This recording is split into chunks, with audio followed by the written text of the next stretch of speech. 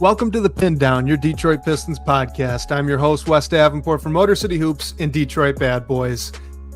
And Blake is actually out this week. We're going to do a quick little recording with him, and then something popped up on the family side of things, so he's got to miss this one, but he'll be back next week. In the meantime, though, we've got a guy that you guys will be hearing a little bit more of, but this is Robbie Betalon, also from DBB. And Robbie, welcome to the Pindown. Thanks for coming back on. It's actually been longer than I thought since we've had you join.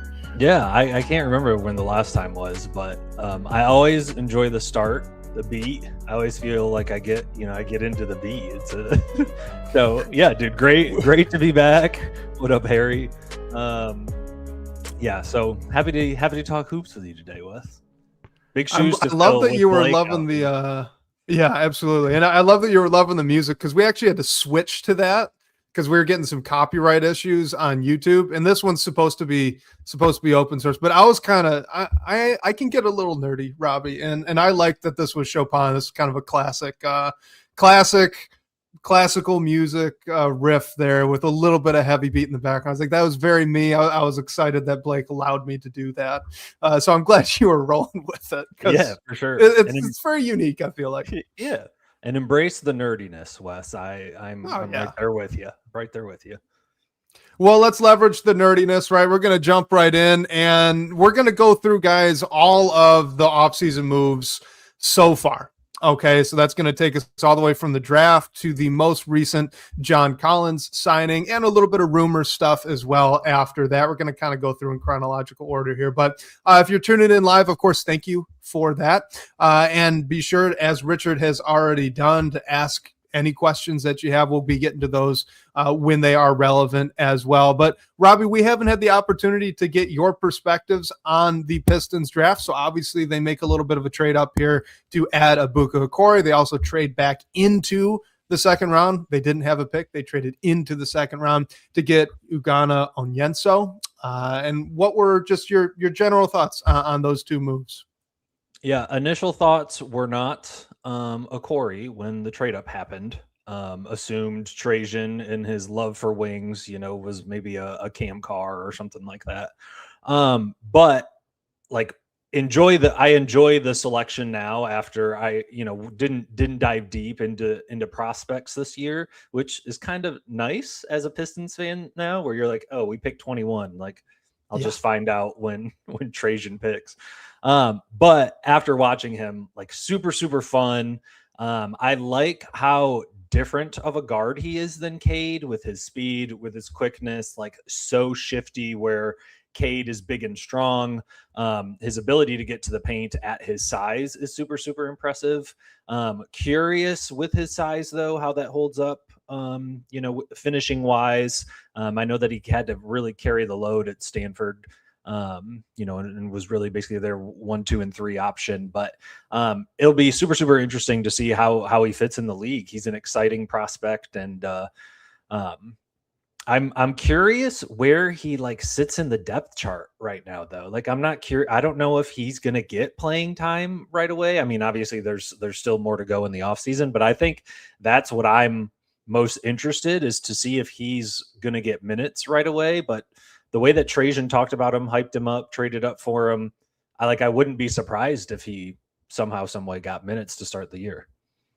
I really wouldn't be either, honestly. So like you mentioned, the trade up, I think, is important to note. You're not effectively giving up your backup center in Isaiah Stewart, which I know wasn't officially the move, but is kind of sort of the move that happened. You're not really making that move for a guy that I just think you're figuring isn't ever going to factor into the rotation. So I think from the jump, you're already looking at him as someone that they at least think can come in and play. But from my perspective, I think what you just brought up is really the big selling point for him. He brings something that this roster doesn't have. He is a walking paint touch. He wins as a guard in a way that's just different than even a Marcus Sasser does. Marcus Sasser is very shifty. Okori's very shifty, but Sasser is more shifty, laterally and going in reverse. Mm-hmm. Okori's very much a downhill guard, and he's creative with it. They just don't have anybody actually that can do that. It's different than Jaden Ivey even was for the Pistons. Amari Sankofa's brought it up, but Jaden Ivey was very much a downhill straight line driver, and he'd get creative around the rim as a finisher. But Okori, he's got a lot more wiggle to him. So I've continued to put Okori, and I'd be curious your thoughts on this now that you've kind of looked at more of his tape. But I continue to put him on some spectrum of like Colin Sexton to Donovan Mitchell as an upside sort of thing. I'm not saying Colin Sexton's his floor. I'm saying like a good outcome can look anything between those two. And I think one of the swing things for me is actually the weight. So you brought up that he's small. He's listed at 185 from Stanford. Colin Sexton's 190. Donovan Mitchell 215. I think both of those guys visually win in similar ways. So is that weight and even just the stylistic comparison something you'd be able to get behind?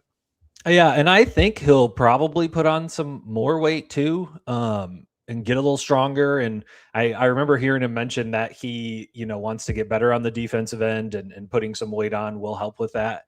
I also saw that he compared himself to Colin Sexton, which is like a very cool, like he's not, I'm going to pick Tyrese Maxey, but I just think it's because their games to me are so similar. Not that I'm saying he's going to be Tyrese Maxey, but just the shiftiness, the ability to still get to the rim as a small guard. I saw that Kyrie has been a comparison, but Kyrie, I think, handles the ball differently than Okori does. But yeah, him offering Colin Sexton as a comparison, where I also see him like fitting in as the same kind of role that Colin has. It was a cool comparison that he made.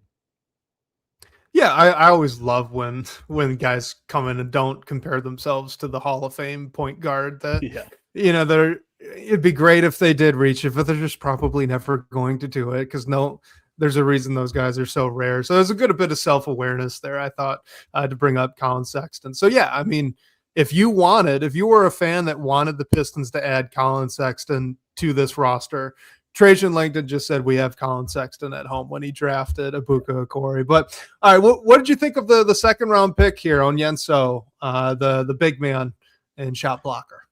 Very excited about the idea of what he could become. I think that's kind of asking a lot for, what was he, 53 or whatever his pick was at.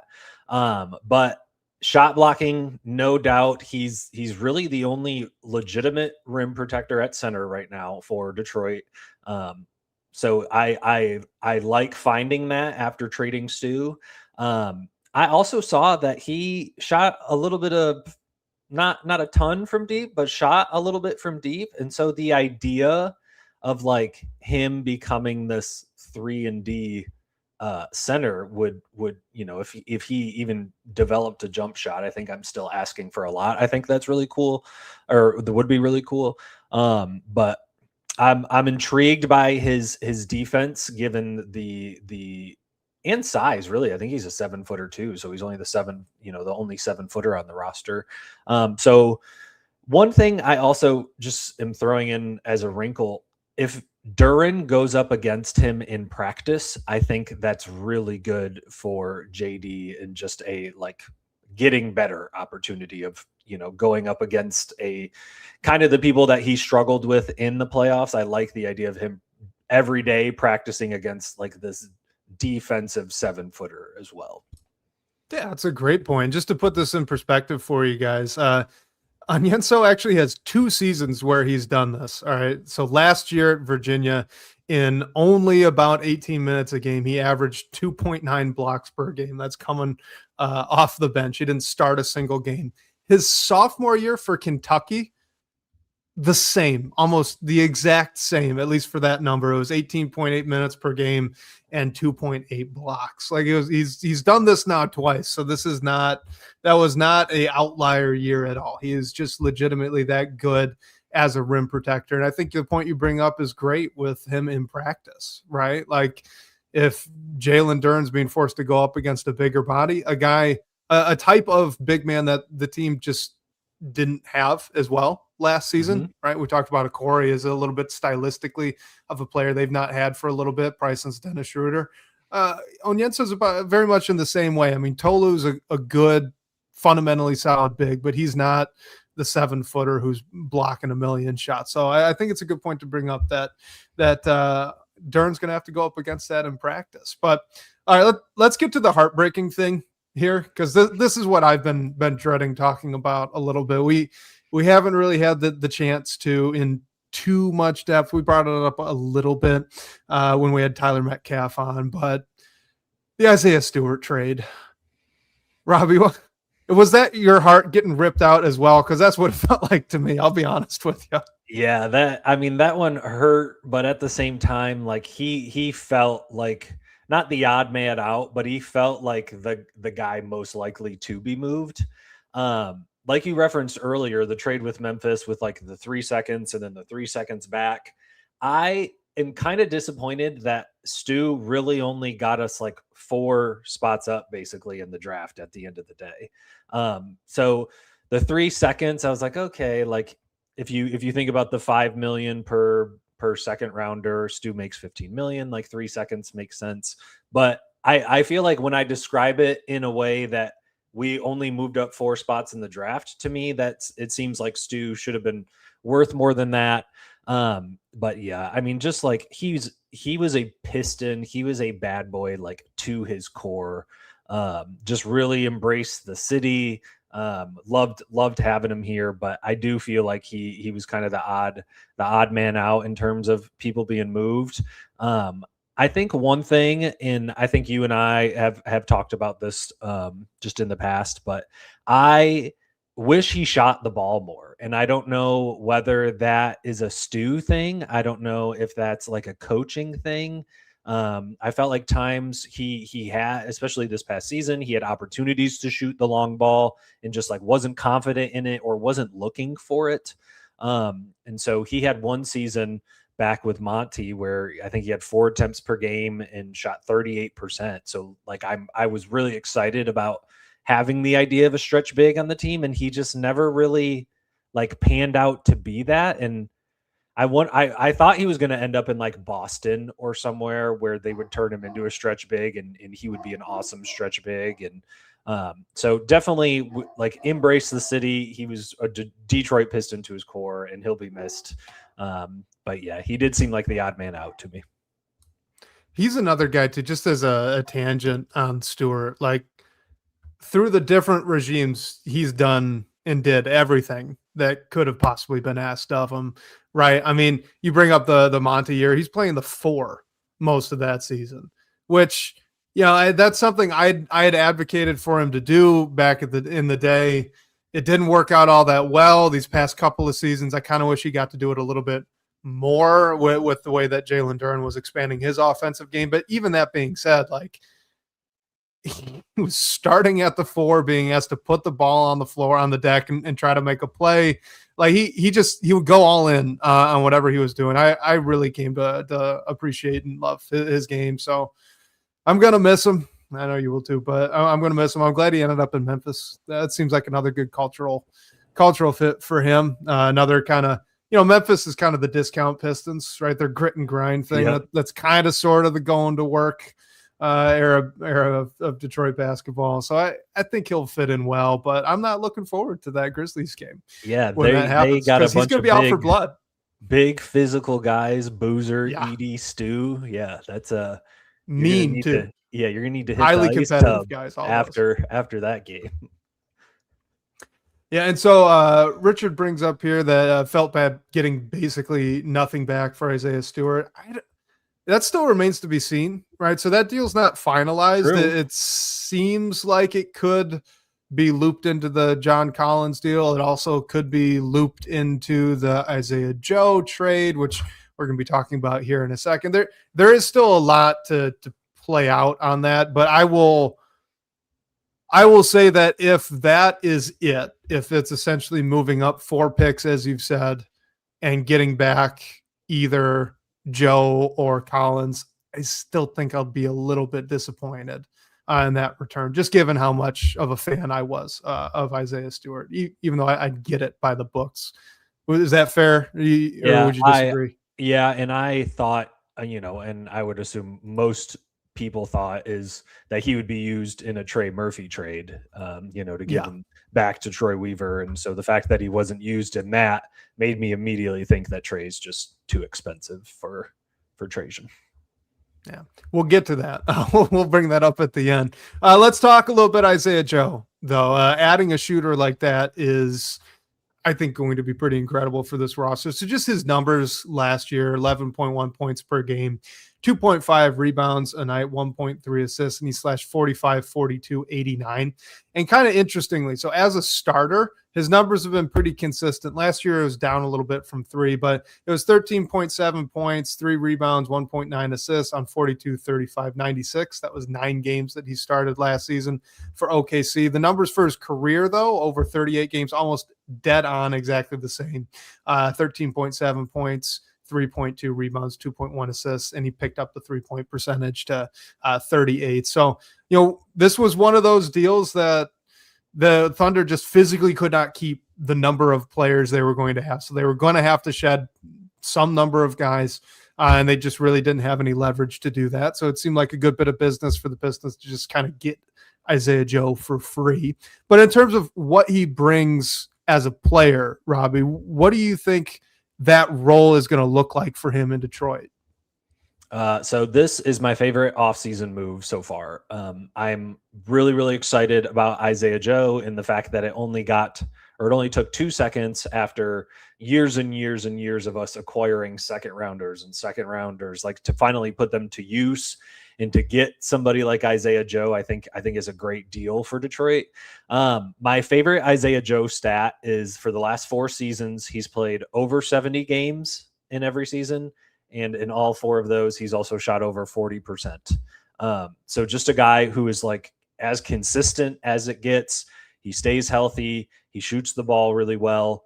My like next thought. So with him being on the roster for at least the next 2 years, and he's only, I want to say, like upper 20s. I want to say he might have just turned 27 like today or yesterday. I think correct. Right. As of recording, he turned 27. Yeah. Okay. So I feel like he, just kind of fits more with the younger guys. Just his age is closer to say, than somebody like Duncan. I part of me is intrigued about him starting at the 2. And I know that he really has never started consistently in his life and has really been a bench player. But with his ability to I guess it's never guaranteed, but 2 more years left on his contract at a younger age, I feel like starting him immediately with the idea that maybe he can be the 2 for the next 2 years.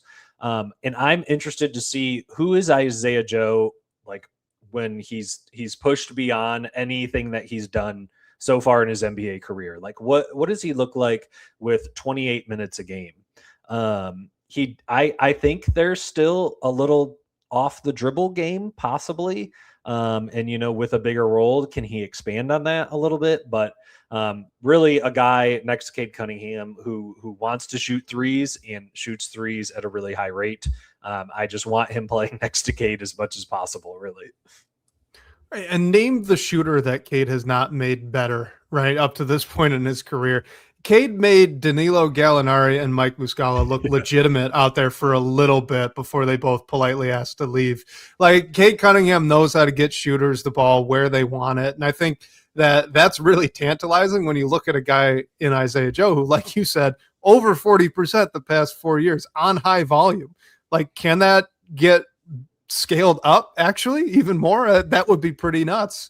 And you just look at the past 2 years. I mean, Duncan Robinson had a career year. Malik Beasley obviously had a career year as well. Tim Hardaway Jr., no slouch. I think that the potential is very interesting. In terms of his off the dribble game, I'm with you. Actually, I was noticing that a little bit too. He's not a rim pressure guy.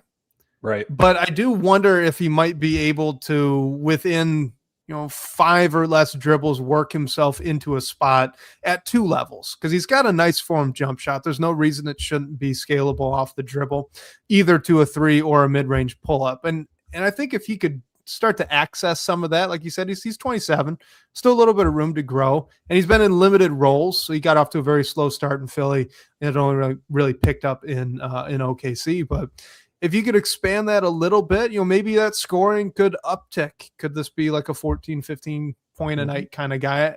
I think it's in there. I don't know if I'd necessarily bet on it, but I'm right there with you and being a little bit intrigued on how he could look with the starting lineup, especially if that can then push Duncan Robinson to the bench. And it does sound like they're keeping Duncan Robinson, but I think Joe is a better defender than Duncan Robinson is. I don't think he's a good defender, but he's better. He is a little bit better. Not hard to be better than Duncan Robinson on defense.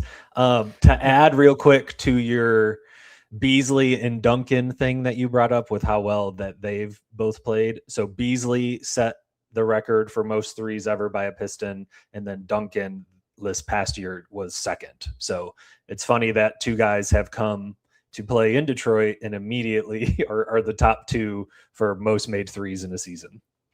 And it is just tantalizing to get a guy in Isaiah Joe who I think his skill set models a little bit more closely to what Malik Beasley brought than what Duncan Robinson brought. So if you're thinking conceptually, we're going to put someone like Malik Beasley next to someone like Duncan Robinson, we're going to have both of them play off of Cade Cunningham.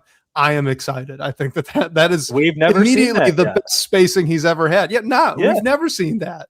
Never. It was always one of Tim Hardaway or one of Malik Beasley. It was one of Duncan Robinson, and that was about it. That was it. Last year, but yeah, 2 weeks of Tobias Harris in the playoffs. Yeah, and maybe a few games of Kevin Huerter before the ankle injury or whatever brought him down. Exactly 5 games of Kevin Huerter, and I've got the numbers to prove it. But let's look at this one here from Michael Dompier in the live chat. It says, I don't want to be critical of the Joe trade, but Simons went for $6 million, Kennard 6.5. It almost seems like Joe is kind of sort of overpaid. Kind of interesting point, Robbie. What do you think? Yeah, I mean, from my math brain instantly goes that Joe is basically almost making double than both of them. I think that's fair. That's very good math. Thank you. Math degree. Kennard, same thing as Duncan, right? Anybody can be better than Kennard on defense, I think. I think you and I are similar where Joe, I don't think is terrible. I don't think he's a terrible defender. But it's an interesting point and not something that I thought of, but I didn't see the Simons deal if it was more than 1 year. I think Kennard has a play. I forget what Kennard has, but at least Joe is team controlled 2 years was going to be my only, I guess, argument to that. Yeah. And I think with these two names, Simons and Kennard, like I would rather have Joe than Luke Kennard. I think Joe's a better shooter, specifically a better movement shooter, and can do a little bit more off the bounce. Kennard's going to be a better passer, a better playmaker, but that's not a skill he really taps into all that often. So player to player, I think it makes sense that Joe would be a little bit more expensive than Luke Kennard. And really, when we're dealing of 6.5 to 11 mil, I know that's a lot of money, but that's not a lot of money in NBA terms. So I think it's defensible there. With Simons, though, I mean, he took that deal once he saw Jaylen Brown go to Philly. Yeah. Right. I mean, like he saw how the guards were playing last year in Philly, and he wanted a piece of that action. He's taking a year here to compete, be on a very good team, hopefully pump up his numbers, and then kind of cash in on a bigger contract, not too far into the future. And I get that gamble for him. I don't know if he would have been willing to make that gamble in Detroit. You know what I mean? Right, especially with the way that our guard room looks right now. Right. There's playing time for him at Philly, and we have too many guards at this point. So from his side, I don't think we would be an appealing place for him to want to come to. On the topic of guards in Detroit, the next big move that the Pistons made was re-signing Kevin Huerter in a move that actually saved them cap space because his cap hold was massive. So that's just one that's funny to me. He had like a $27 million cap hold. They signed him for a $9 million, annual average value. So that tanks that way down. But getting ahead of myself here, 3 for $27 million. It's a $9 million average annual value. The third season per Omari Senko for the second from the Detroit Free Press was a team option. So that's nice, right? That's nice to have that in the back pocket. He averaged with the Pistons over 25 games. It was 8.6 points per game, 2.8 rebounds, 2.5 assists, 44% from the floor, 29% from three, 93% from the free throw line. But if you want a little bit of hope, Robbie, here are the 5 games I mentioned. So in March for 15 games, he averaged 29% from three again on 4.5 attempts per game. But in April for 5 games, it was 39% from three on 5.2 attempts per game. He also added an entire additional assist from March to April. He went from 2.7 to 3.8. So there's hope, maybe, right? Like, what'd you think about this one? I'm fine with it. This is again another thing where, it's like, oh, they have Isaiah Joe and Duncan Robinson. Like, they got to get rid of one. It's like, we're allowed to have more than 2 shooter, or, 1 shooter. And I also think the same, I would call Kevin Huerter a shooter, although maybe his past year or 2 haven't been great. From a money standpoint, like, I think him being worth $2.5 more million than Luke Kennard, like, I think Herter's defense, he at least similar, I would say, to Isaiah Joe, where I don't think he's on a Duncan Robinson level, but I don't think he's a good defender, but he at least tries, I would say. And I think, hopefully he can just get some consistency. Like, I think he's team to team to team to team now that he's in Detroit. So maybe that he finally has some consistency, like knows that he has a home for a year or 2, that he can kind of settle in, and then maybe his jump shot can come back. He can get in the gym with Vincent. I will also say, from a contract standpoint, I think he's going to make like $8 million, then $9 million, then $10 million, basically these next 3 years. Ron Holland will make more money than Huerter this year and more money than Huerter next year. So from a like payment standpoint, I'm not really concerned, with the differences, I guess, between other contracts and also just something that's like below 10 million. And if anything, like, at least Huerter has a history of shooting the ball, whereas we're still waiting on that from the Ron side of things. And, Huerter does a lot more offensively than I think a Luke Kennard or even, honestly, an Isaiah Joe, proven anyway, has proven that he can do offensively. Kevin Huerter's a guy, he can, as the 3.8 assists per game in the month of April would suggest, he can play make for others. He's a very heady passer, very smart player offensively. He puts himself in good positions. He can operate a pick and roll every now and then. He's kind of a crafty, creative finisher, which I don't think you'd really expect out of a guy that has his reputation, right? So I think that Kevin Huerter brings a lot of good stuff offensively, and all that stuff would be a lot better if the jump shot were consistently back to where it was before he had that shoulder injury a few years ago. But, I think, you bring up the money.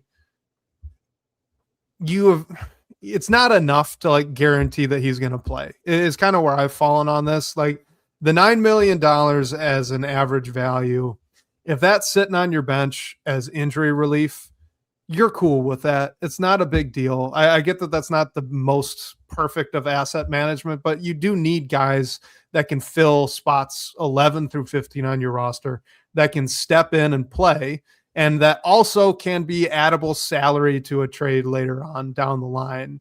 If you just have a bunch of veteran minimums, that's going to be very difficult to bring guys back. So I think that's kind of where, to me, Huerter slots in. Like, I think he's a Corey competition. I think this is them hedging their bets. They think Corey is going to be filling one of the guard spots off the bench, probably along with Danis Jenkins or Isaiah Joe, one of the two, depending on how that starting spot shakes out. And if he gets into camp and Corey's just not ready, you got a Kevin Huerter ready to go, and you're fine with that. If someone gets hurt, you got a Kevin Huerter ready to go. You're not going to miss hardly a beat. So I'm with you. I thought that this was actually pretty solid overall, and it just kind of can't hurt. Like, it's one of those deals to me. I just don't know how it goes bad. They can get out of it really quickly. They can always throw them into a trade. There's just kind of no downside, and the upside's actually pretty good.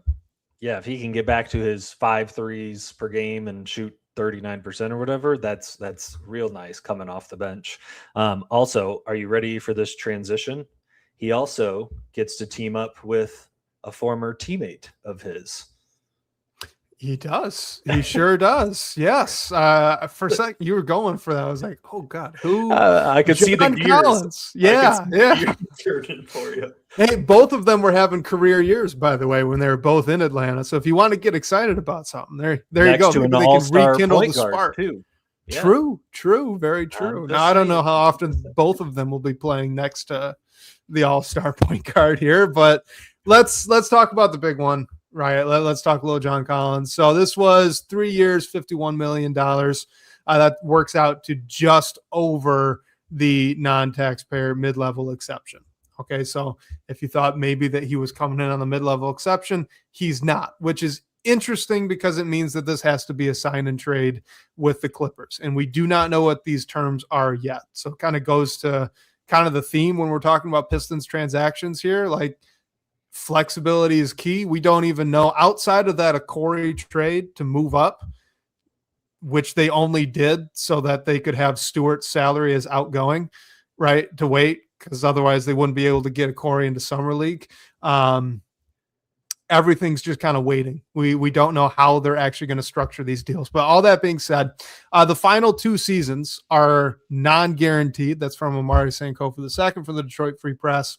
His numbers last year in LA, 13.6 points per game, 5.3 rebounds, 1 assist, and 1.6 stocks. He averaged 55 from the floor, 41 from 3, 77 from the free throw line. What did you think of the addition of John Collins? I think at the beginning of the year or the beginning of the summer when I just heard of him as a potential replacement or a potential starter for Detroit, I wasn't thrilled about it, but the more that I've thought about it after it's happened, I enjoy the fit that he has over what Tobias brought. I think they are equal. I would say they're kind of on an equal level for NBA players, talent wise, but I think what John does well is different than what Tobias does well. And I think we need more of what John does, or I think Cade plays better with a player like John than he would somebody who is as a creator like Tobias, who would go to the post, would ISO and look for a mid-range shot. I enjoy that John is a lob threat where we didn't get that out of Tobias. I like that he provides, he's not a great defender, but can provide a little bit of rim protection, can play a little bit of small ball 5. So the idea of, if you move Duran to the bench and you have Collins playing the 5 with Asar out there, and Asar gets some minutes as the only non-shooter on the court, I'm really intrigued with that concept of John being a stretch 5, where we really didn't use Tobias all that much in that way. So the signing has grown on me more, and I think it's due to what John does well and kind of the archetype of player that he is. Especially someone who is a threat from deep, who I hope his volume can go up here.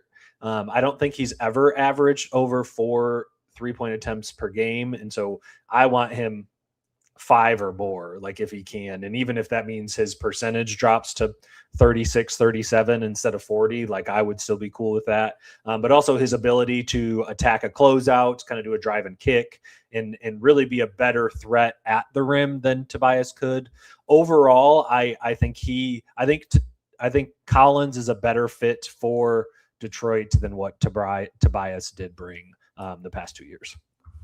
So you mentioned this, peek behind the curtain, guys. We're all Robbie, Blake as well. We're all in the Detroit Bad Boys Slack channel because we're all writers, contributors over there. And Robbie had brought up this fit argument there, and I had not thought of it before. My preference when we were going into free agency, if we were looking at players that were right around that mid-level exception, I actually preferred Rui Hachimura because he did more of what you just brought up, right? He can do a little bit off the bounce. He's a better shooter than Harris. I saw that as kind of a more of a clear step forward because you're getting the Harris type production while also adding the 3-point shot that's consistent. But as you brought it up, and as I've been thinking about it, I'm kind of talking myself into it because of what it might mean for Jalen Duren. And that's a weird thing to say, I know, but if you could bear with me for a second. What you just said with John Collins, all right, the things he does well. He's a cutter, he's a rim finisher, he's a shooter, and he's a pick and roll big.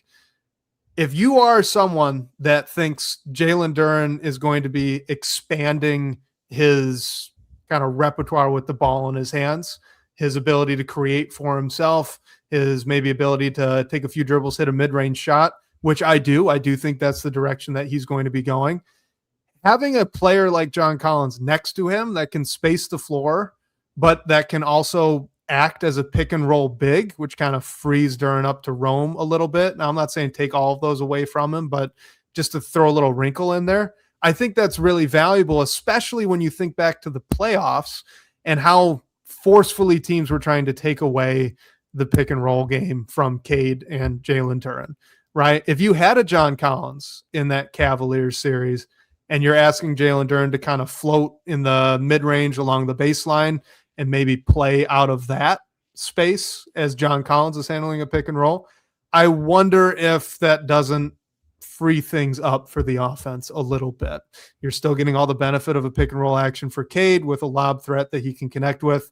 And now you're also releasing Jalen Duren into some space that he just frankly did not see in either of those series. So you've actually started to sell me on it, Robbie. I'm much more of a fan of the Collins edition now than I was when it first broke. And it's funny, as I'm listening to you, I'm thinking of things and I'm like, ooh, I really like if JD has the ball at the high post, let's say, and Tobias could not provide dunker spot like value where Collins can. So the idea too of, kind of, or a baseline cut, how he has found a SAR on plenty of those, like he can find Collins on those.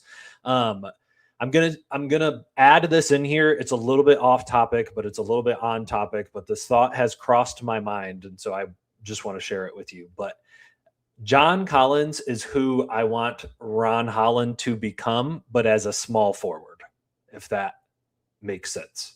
Somebody who can like hit the corner three, not necessarily like pick and roll action, you know what I mean? But like an athletic guy who is either shooting the three or like getting to the rim and then is a good finisher at the rim too. Sorry, I was on mute there. I was about to go look up John Collins' stats because along those lines, I know in his past he's had some big scoring years. Yeah, so his best season overall was his third year in the league. He was 22 at the time, but he averaged almost 22 points per game and shot, almost 64% on twos that year. And then not last year, but the year before, his final year in Utah, he was up at 19 points per game again.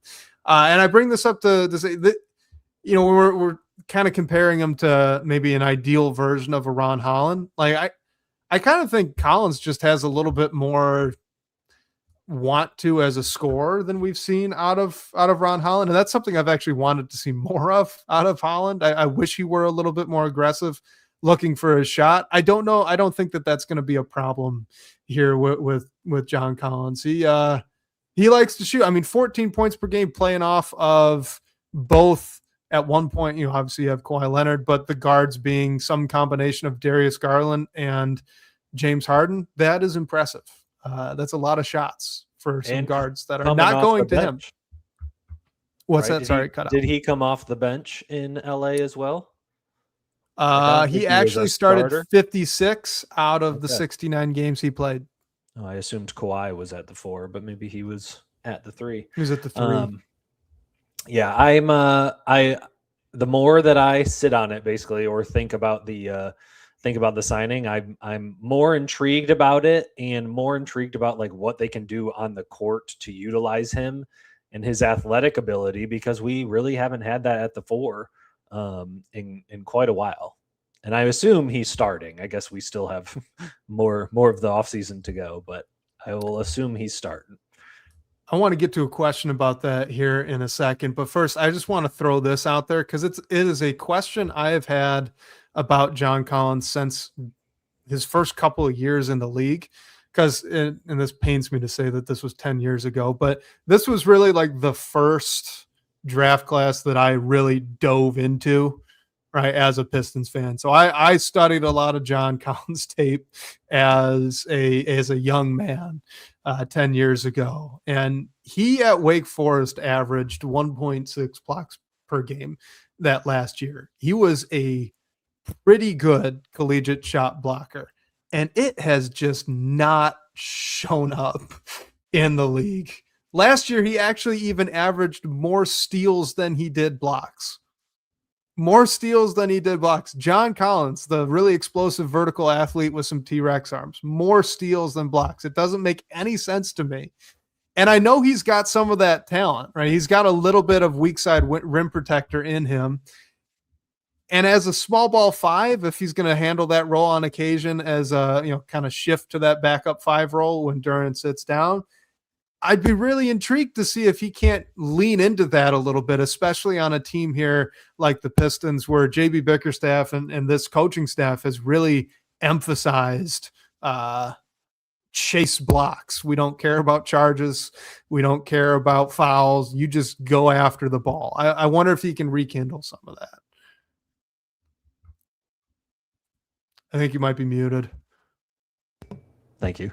Playing next to a star could help him out. That too. Playing with a DPOY candidate, somebody who can, take the main attention away, that can help him with then that weak side rim protection. But as you were saying this, I couldn't help but think about Duran at the same time as somebody who, like, you look at him and you're like, man, this guy can jump out the gym.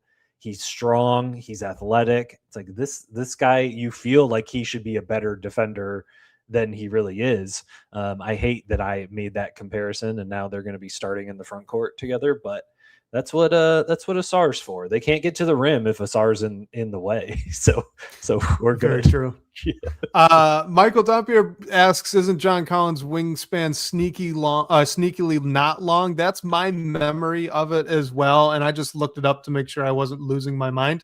At the combine, measured in at 6'11" and a quarter. No, wait.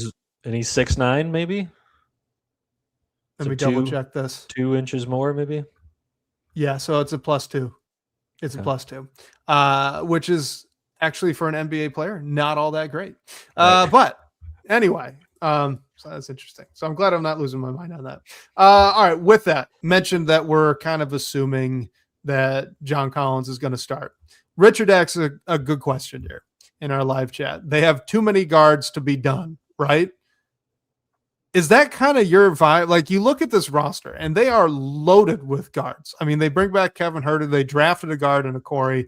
They bring back Jenkins. They've still got Duncan Robinson. You've still got Marcus Sasser on the roster. You've still got Karis LeVert as well. Like, they have all the guards in the world, it feels like. Early on in the offseason, they were linked to another guard in Tyler Hero. Like, are they just trying to collect as many guards as possible? Or is it possible that they're going to consolidate some of these guys for a front court player that maybe pushes a John Collins? Like, is he safe, I guess is the question I'm asking. Yes, they have way too many guards on the roster. I'm trying to think. So point guard wise, I would say it's Cade, Danis, a Corey. I think Sasser is on his way out to Dallas, according to Stein. So I won't count Sasser there, but shooting and guard. Corey's a point guard in the way that Sasser's a point guard. It's like vertically, point guard. Role wise, I don't know. Yeah, and I feel that way with Danis too, where I think either guard can play both positions basically. But shooting guard wise, this is where the I'm most interested, because Isaiah Joe's not going anywhere. You traded for him. Kevin Huerter's not going anywhere. You signed him. So that leaves Chaz Lanier, that drafted last year or a year or two ago. I forget, last year. And then they have LeVert. They have Duncan. And with LeVert being an expiring, I really want to keep Duncan, but I know his contract can be really appealing in a trade. it makes me think that some consolidation is going to happen. And just based salary wise, it seems like you would at least need to use LeVert. I think you and I agree, but this may be a hot take in the Pistons community. I would rather move Holland than move Duncan, and I would rather Duncan be the backup small forward. So I wonder, what can LeVert and Holland and a couple picks bring in?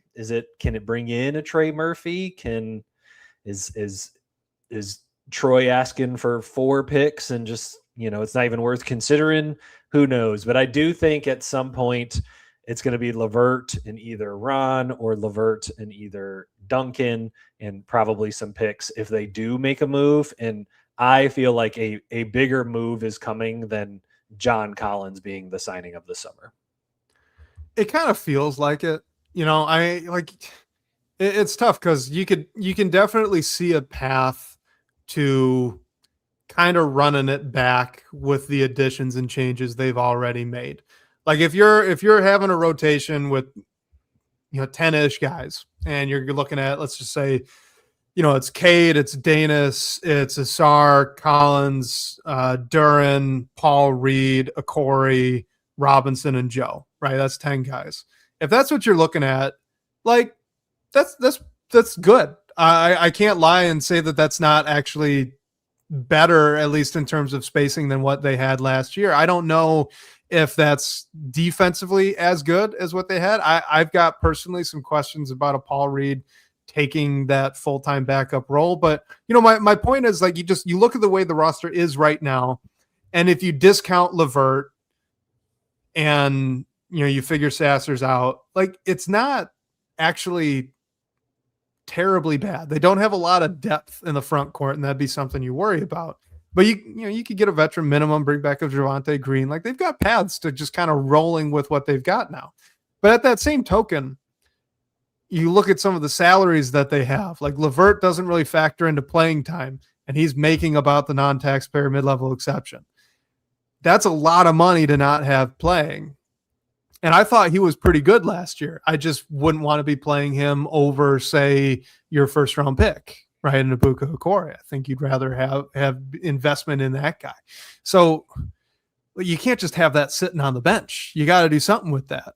If you're not a front office, if you're not a fan that's really buying into, like, Ron Holland still having a bunch of the potential that you thought he had on draft night, like, he might not have a big role right now. That's a little uncomfortable. And he's earning a good salary. You brought it up. He's earning right about 10-ish, 9-ish to $10 million. So this is all packageable salary to get a bigger name player like you brought up. It kind of feels like that's where it's going. And yeah, Pistons fan brings up Bonga, although I did see a report there that it's not a guarantee he's coming to Detroit. He's still got a pick, and I guess he's got a lot of offers. Isaac Bonga. So maybe we were all too premature on that one, just assuming he was coming to Detroit. But regardless, yeah, I mean, like, it just seems like they're lined up for a big trade in a way that they haven't been these past couple of years. Yeah, it's funny how Bonga has become the mystery of the summer. Like, is he coming? Right. Is he not coming? Who knows? Yeah, through your scenario, I was listening and I was waiting for LeVert to be in your depth chart or in your rotation. And yeah, and it hurts. I just thought of this as you were talking. It hurts that LeVert is making $15 million and Tobias just signed for $15 million with the Spurs. Yeah. And it's like, that would have been real nice to use that money elsewhere. But that, to me, that's kind of how I'm breaking down the summer so far, is like trying to create what I think the depth chart is of either who I just think is most deserving of the most minutes, or, I'm biased to shooting, so I prefer people who can shoot. And so just based on the amount of point guards and with Jenkins and Okori kind of owning those backup guard roles, there's really no room for LeVert. And if I want to keep Duncan, there's really not room for Ron, but I guess he's kind of the backup 4, but I don't think he's a 4. So from going through basically where they're at in the offseason, kind of like how I thought Stu was the odd man out, I now feel like LeVert /Ron/Duncan could be the next odd man out. But the fact that all these trades have not officially been finalized means Trajan and the front office are still cooking something. So we'll see what happens. I'm with you. I still think there's the biggest domino has yet to fall, I think. And we are still early. I mean, it's fun to talk about all this stuff right now, but like they are 2 days into NBA free agency. There's a lot of time here, guys, for things to change. But since we're talking about players going out, we do have to mention, you already brought up Mark Stein reporting as though the Sasser to the Dallas Mavericks thing is just happening. And I've not seen that anywhere else. We don't know what the compensation would be. So that's just kind of an outstanding thing. Again, to your point of clearly there's more going on because we have no idea other than a very credible reporter says that Marcus Sasser's going to the Mavericks. And then, of course, Tobias Harris. So he signed a 2-year, $31 million contract with, unfortunately, the San Antonio Spurs. The rumor there is that the Pistons didn't want to guarantee more than 1 season. So kind of like the John Collins contract that they did. Collins' first year is guaranteed. The next 2 aren't. And it sounds like Harris didn't want to do that. He wanted more guaranteed money. Now, I don't, based on the fact that he got a little over 15 mil, he probably wasn't going to get the same dollar amount as John Collins, but even so, it seems like that was more of the issue there. What was your, I guess, more reaction to the Harris thing, right? Because there's just so much still up in the air with Sasser. Yeah, I think this, as much as the Stu one hurt, I almost knew that one was coming. So it didn't hurt as bad. Like I was able to prepare myself for it. But all off season, I was like, oh, Tobias will come back for, a cheaper deal. He could take the MLE. He can be our backup forward. Like we can finally get somebody at the 4 that can push him to the bench. He could play the rest of his career in Detroit. Like I was so set on that being reality. And so I feel like this is the move that has hurt me the most so far this offseason, because just loved having him on the team. And for the Spurs, he's going to be so great for them. He's going to be so exactly everything that he did for us. And I'm not even talking about on the court, strictly off the court, with as good of a dude as he is, as good as mentorship that he brings. He's going to be fantastic for the Spurs. And I just love that he keeps getting into these great situations of helping teams, younger teams, grow. So yeah, the Tobias one I think is the one that has hurt me the most this season, because I was convinced he was coming back, and I thought he would be great in this 6th man forward role. He could play the 3 off the bench, the 4 off the bench. And now even with Collins, we still have this giant hole at power forward.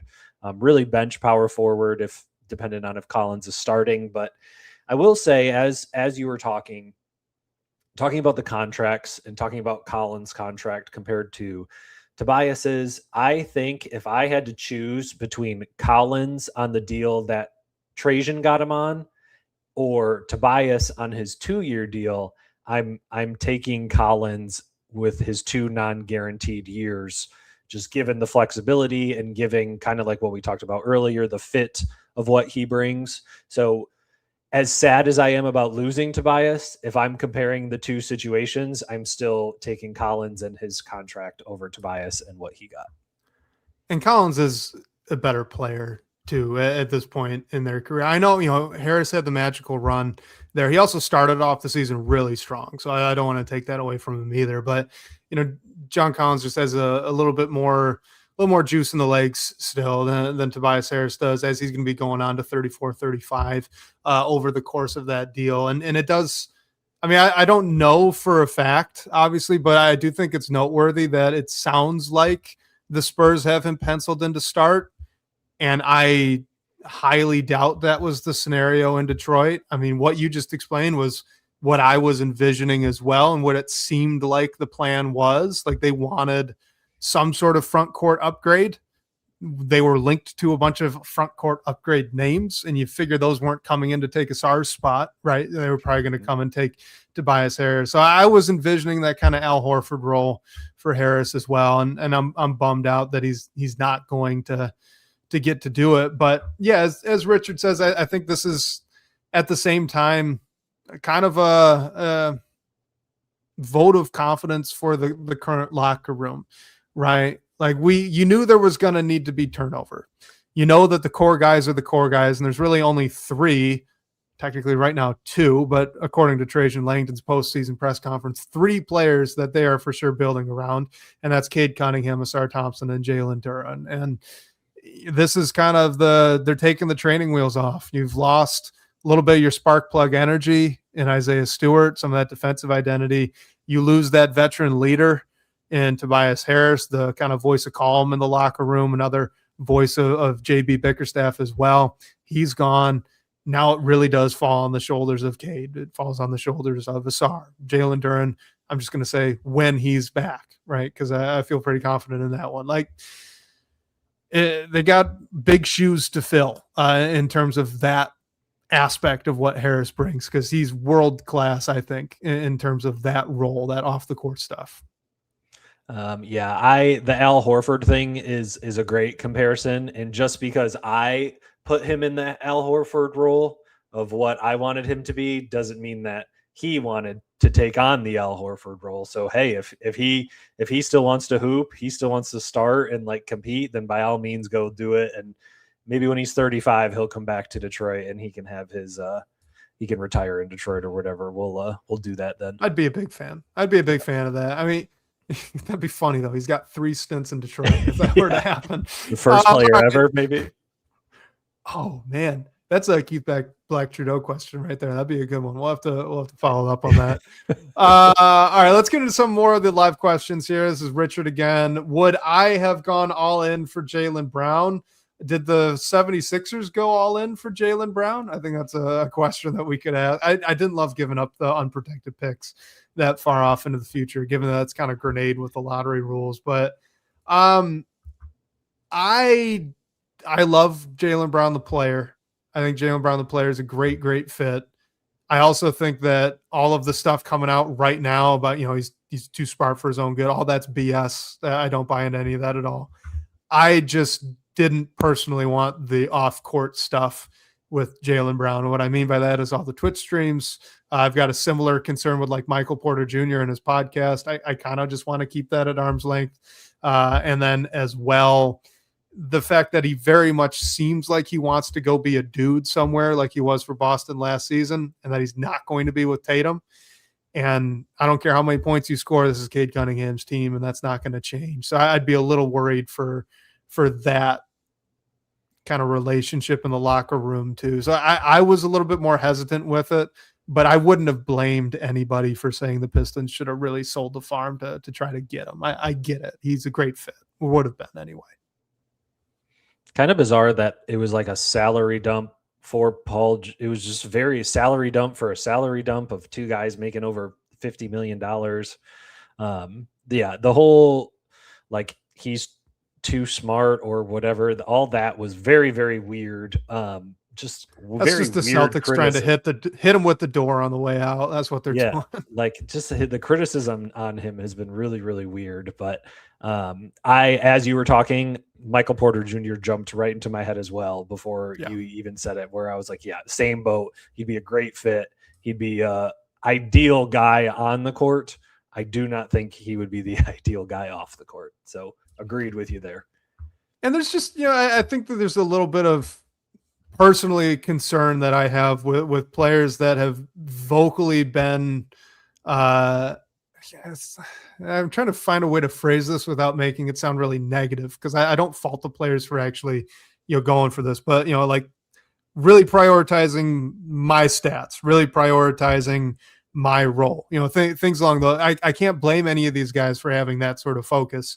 But if you look at what Detroit basketball historically has been, it's very much not that. It's the bad boys kind of decreasing some of their roles so they could fit with Thomas better. It's a bunch of rejects coming into Detroit with the 04 team, and Rasheed Wallace decreasing his scoring quite a bit so he fits in better with that culture. It's all that kind of stuff, kind of the selflessness and toughness and competitiveness. And if you've not been displaying that elsewhere, I'm a little bit hesitant of bringing it in here, even though, admittedly, it'd be fun to watch Jaylen Brown or a Michael Porter Jr. next to Cade Cunningham.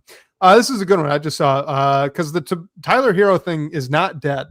Omari Sankofa II in a recent article has said that something to the effect that there's still interest. It's just, is the price worth it? So we've still got some deliberations there. Don't know necessarily what the price would be, but Michael's asking here, would you trade Ron Holland, Duncan Robinson, and a few second-round picks for Tyler Hero, even though he is on an expiring? I'm still on board for Hero. I'm very intrigued in Tyler Hero. I think I would do everything in my power to make that LeVert and Duncan instead of Holland in that scenario if you're going to bring on another guard, because at that point, I'm trying to go back to our depth chart. Like, I think Kevin Huerter is your backup small forward if you make this deal. You know what I mean? Because then you don't have Ron, you don't have Duncan to be your backup small it'd be forward. LeVert probably, actually, right? I mean, LeVert's at least got a little more size there. I don't want LeVert playing. So, there's that. So, yeah, that's where I'm from a depth standpoint. I would rather give up 2 guards and keep a forward if I'm bringing a guard back.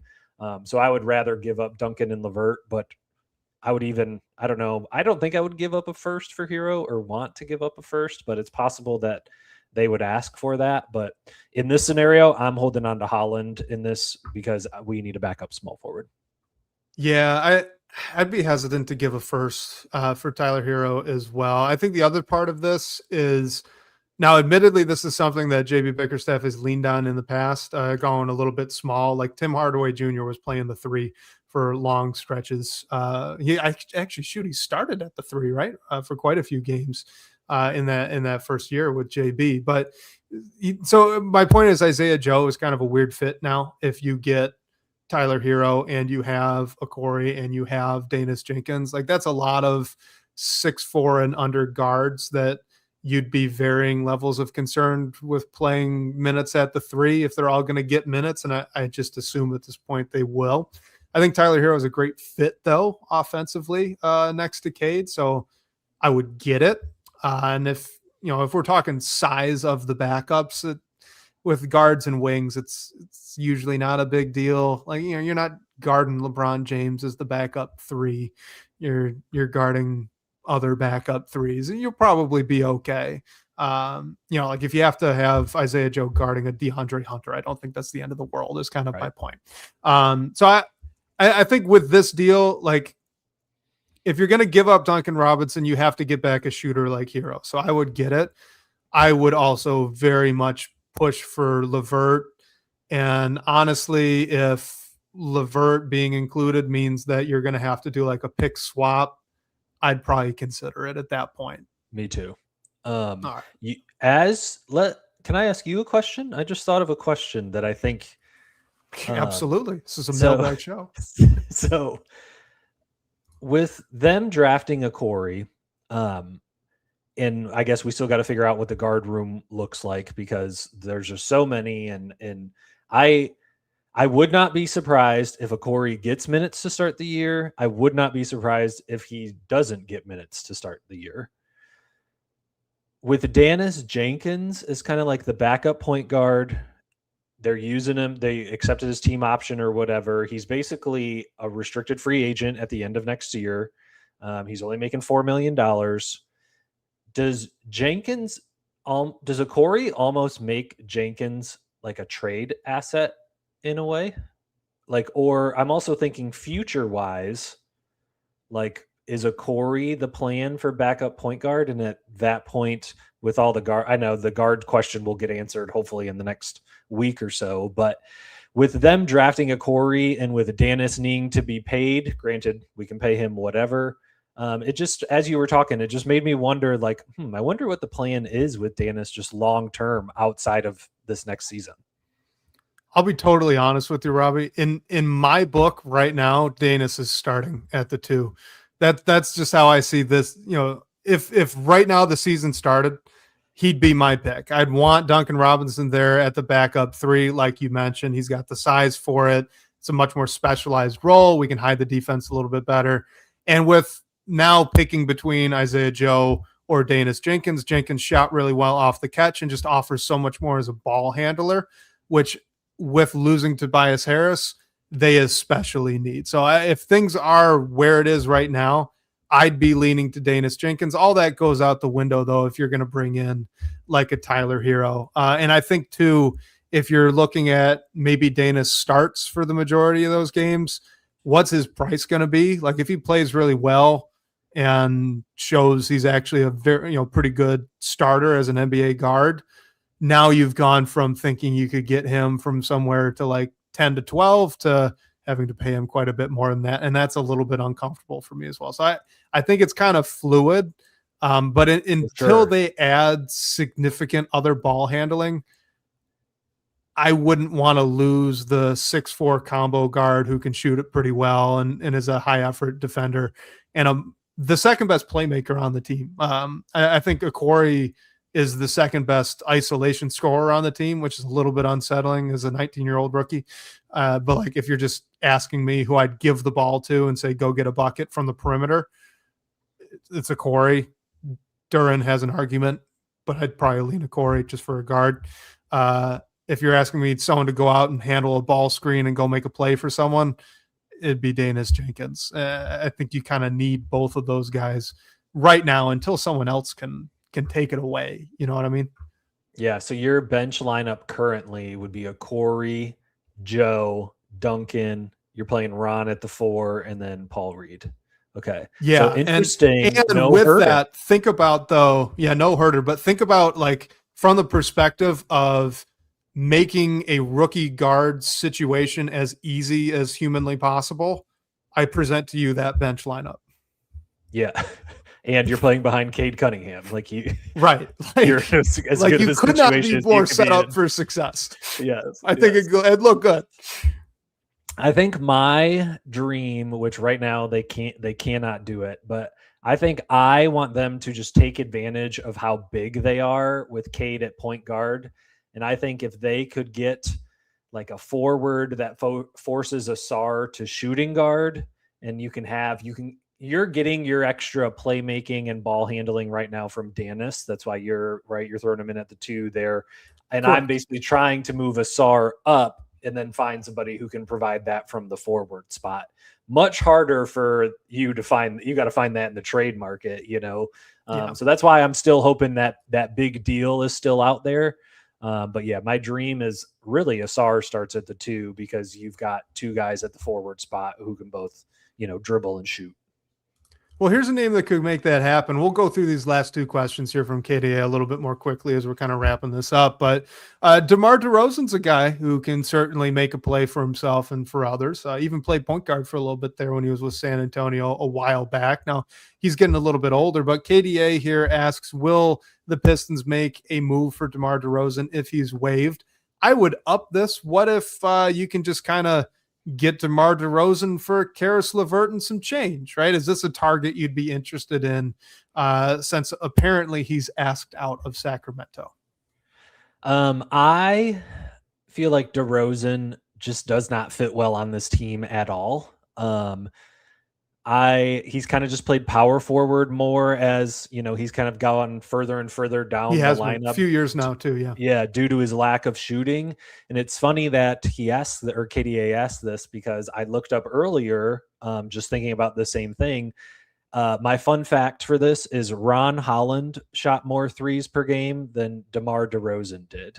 So if Detroit has spacing issues with everything they've got going on already, I'm not trying to add a guy that shot less than 2 threes per game and also just doesn't shoot it at a high level.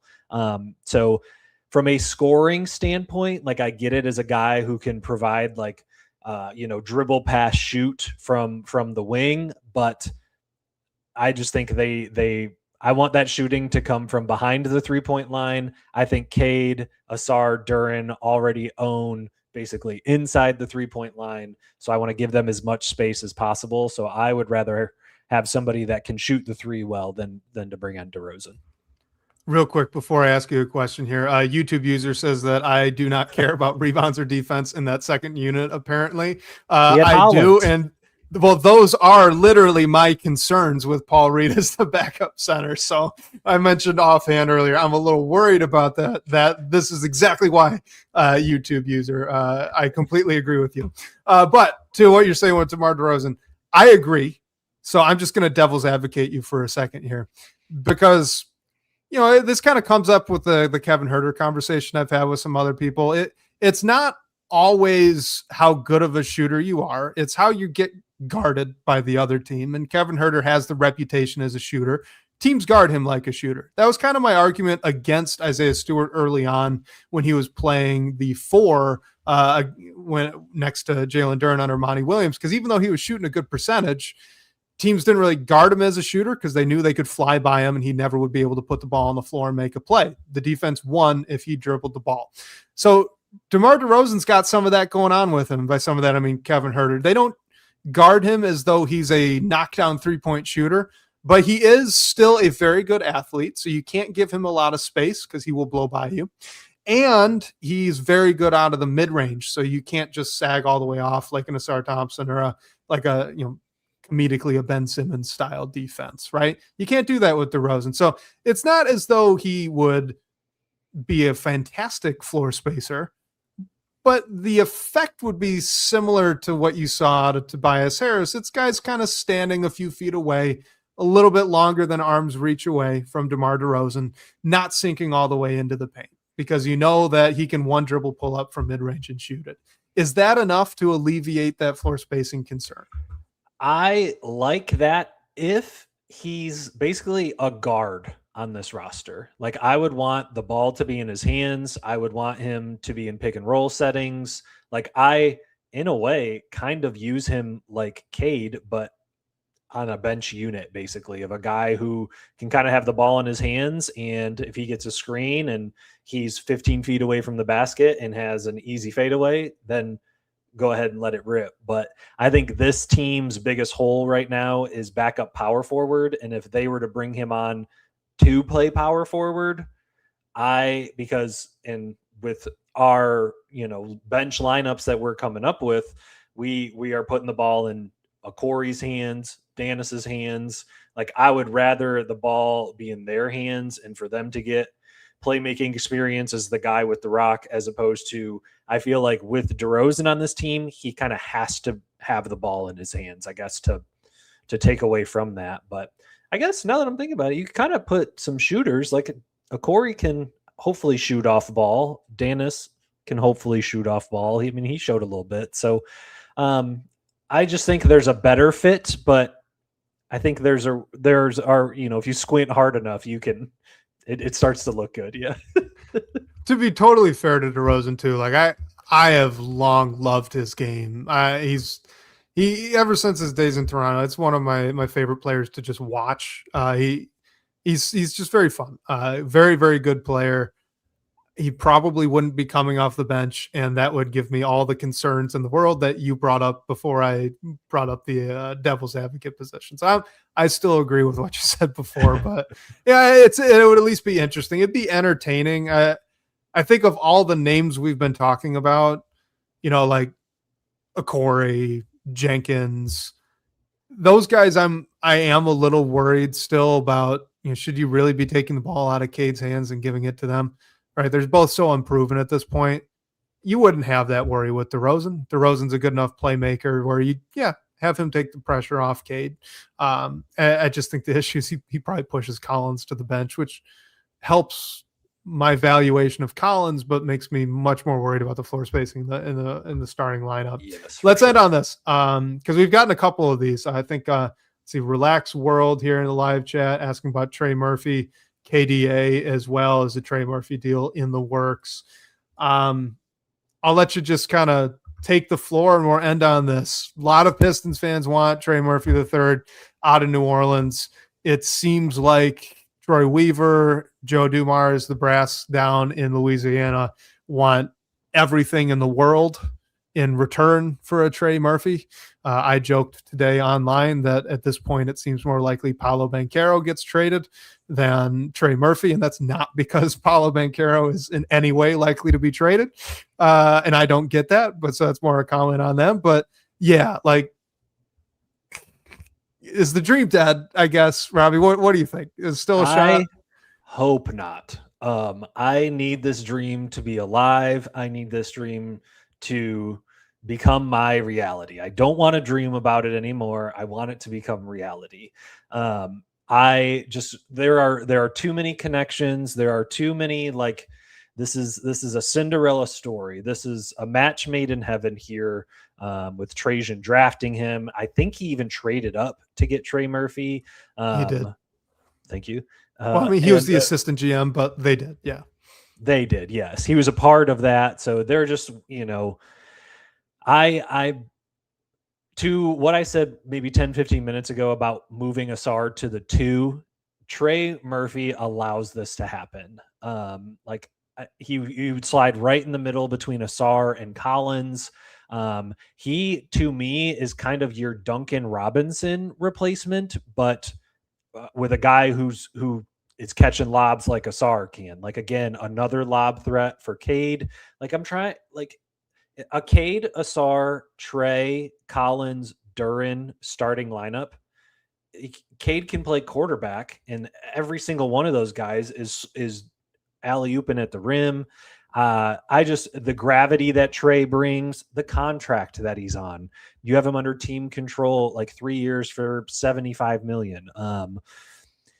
I'm getting to maybe this is just me being impatient, but I'm getting to the point where I'm like, I don't care what it costs. Like, go get him. It rounds out this roster so well. I mean, maybe you still have a hole at the backup power forward, but like, I would be so ecstatic with the entire offseason of Trajan really acquiring so much shooting, the shooting that like we've been wanting to put around Cade, while also, I think, allowing Asar and Duren to succeed in the same environment as well. Like, it benefits them too. So yes, this is my pitch to Trajan. Please bring Trey here. I think he's the ideal guy to start at the 3 for this team. All right, last thing real quick. If it is, let's see, Duncan Robinson, Ron Holland, 4 unprotected picks. You said there was no limit. You said do it. As I said, would you? I was like, what is something? Because that's the rumor. That is the rumor, right? Like, they're saying it was 4. Now maybe there's a rumor that they've talked themselves down, using scare quotes here, to 3 first-round picks. Like, I mean, are you meeting that? That's the biggest trade of the summer, right? Is more like Walker Kessler, I think, is who basically fetched the most from a pick standpoint. So that would be more. This would basically be the Mikal Bridges deal, right? Like that seems like what they want, which is fair because I think Murphy and Bridges are comparable players. I don't think I would do that one. So maybe I'd lie. Walks it back immediately. Yeah. 3 firsts. 3 firsts. 3 firsts. All right, you're in for 3.